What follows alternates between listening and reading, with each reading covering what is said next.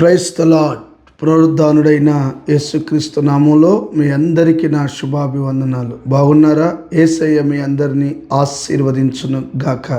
అనుదిన వాత్సల్యత అను నేటి వాక్య ధ్యానాంశాన్ని ఈ ఉదయకాలం ధ్యానించుకుందాం రండి. పరిశుద్ధ బైబిల్ గ్రంథంలో నుంచి 84వ సంకీర్తన 11వ వాక్య భాగంలో 4వ లైన్ నేను చదువుతాను. వీలైతే బైబిల్ తెరిచి వాక్యాన్ని గమనించండి.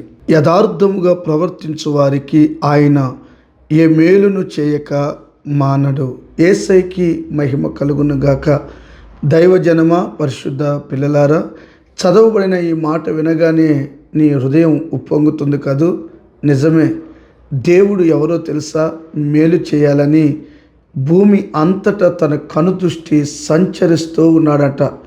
ఏవండి, ఆయన నీకు మేలు చేయాలనుకుంటున్నాడు.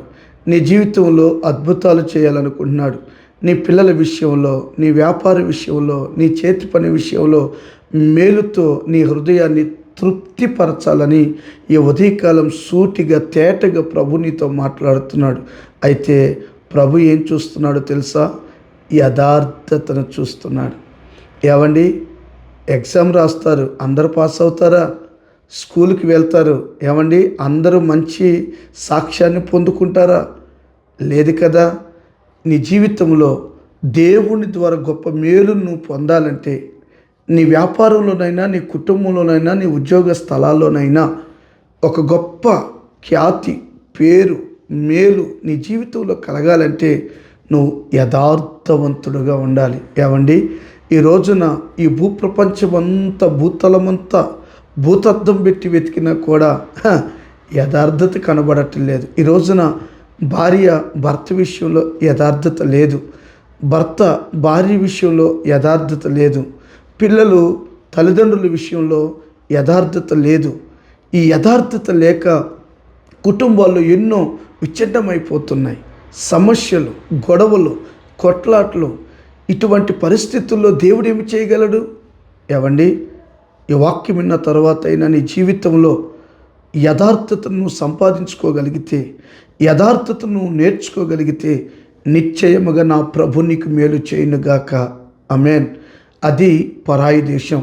ఏవండి, గొప్ప దైవజనుడు కుమారుడు, అతగాడి పేరు యేసూపు. చిన్న వయసులోనే యథార్థతను నేర్చుకున్నాడు. యథార్థత నీకు కలగాలంటే దేవుని సన్నిధిలో గడపాలి. యథార్థతగా నువ్వు బ్రతకాలంటే వాక్యాన్ని ధ్యానించాలి. యాకోబు దగ్గర ఉండి, ఏమండి, అవసాన కాలంలో ఈ యొక్క యేసోపు ఏం నేర్చుకున్నాడో తెలుసా అండి? నానా, మరి మన పూర్వీకులు ఏం చేశారు?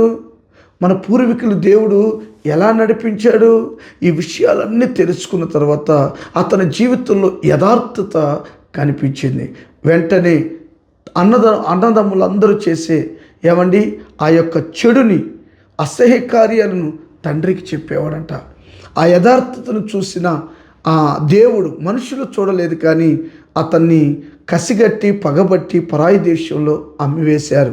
అక్కడికి వెళ్ళిన తర్వాత యథార్థతను బట్టి దేవుడు ఆయనకి మేలు చేశాడు. మేలు చేసిన తర్వాత పొతిఫర్ వారి ద్వారా శోధన కలిగింది. అక్కడ కూడా యథార్థంగా ఉన్నాడు. ఉచితంగా 2 సంవత్సరాలు జైలులో శిక్షణ అనుభవించాడు.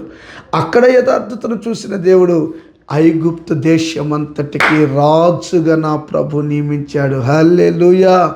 యథార్థంగా నువ్వు ఉండగలిగితే, యథార్థవంతుడిగా నువ్వు బ్రతకగలిగితే కొంతకాలం, కొద్ది కాలం నీకు శ్రమ రావచ్చునేమో, కానీ నాకు బాగా నచ్చిన మాట ఏంటో తెలుసా? ఐగుప్తు దేశం అంతటిలో కాలెత్తాలన్నా చేయెత్తాలన్నా యేసోపు సెలవు లేకుండా ఏమీ జరగదు. యేసయ్యకి మాత్రమే మహిమ కలుగునుగాక. ఈ వాక్యం విన్న తర్వాత నీ జీవితంలో యథార్థతను సంపాదించుకోగలిగితే నిశ్చయముగా యేసోపును హెచ్చించిన దేవుడు, యేసోపుకు మేలు చేసిన దేవుడు నీకును మేలు చేయనుగాక. ఆమేన్. తలలు వంచండి, ప్రార్థన. ప్రేమ కలిగిన మహాపరిశుద్ధుడు అయిన తండ్రి, స్తోత్రము నాయన. యథార్థవంతులుగా ఉంటే మేలు చేస్తానన్నావు. నీ మేలుతో తృప్తిపరిచి నడిపించి రాకడకు సిద్ధపరచండి.